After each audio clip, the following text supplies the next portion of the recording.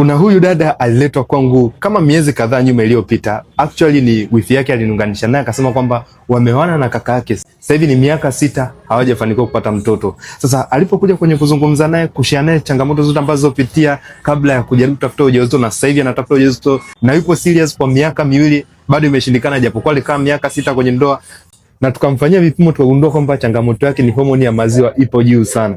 Yani ikapelekea tuingie kwenye taratibu wa matibabu. Ukweli upo hivi, unapokuwa na changamoto ya homoni ya maziwa au prolactin ipo juu, hayo hali tunayojulikana kama hyperprolactinemia, huwa inapelekea hali ya mwili kujibehave kama vile mwanamke ananyonyesha. Kwa hiyo taarifa inapelekwa kwenye ubongo kwamba huyu mtu sasa hivi ananyonyesha, kwa hiyo hamna haja ya kupata mtoto kwa sasa, hata kama ni uongo. Kwa hiyo inapelekea ovari hazitoi mayai, ovulation kwako haifanyiki, hedhi zinasumbua, na mimba hauwezi ukabeba kipindi kile ambacho upo kwenye ule uhitaji. Kwa hiyo sasa tukaweza kumshughulikia ndani ya siku 30 tu, tukaishusha vizuri hii hormone, na mwezi uliofuata alipopata tu hedhi na kufuatilia mzunguko wake siku za hatari akafanikiwa, na sasa hivi ana ujauzito wa wiki 18, na tunamshukuru Mungu kwa ajili yake, na familia yao ina furaha sana, na hata yule wifi yake bali alitushukuru sana, na alisema kwamba ipo siku atafika ofisini kwa ajili ya kutoa shukrani yake baada ya kumsaidia wifi yake. Na kama unapitia changamoto za homoni zako, unaona zinasumbua, kuna vitu uvielewe, jaribu basi kufanya vipimo sahihi.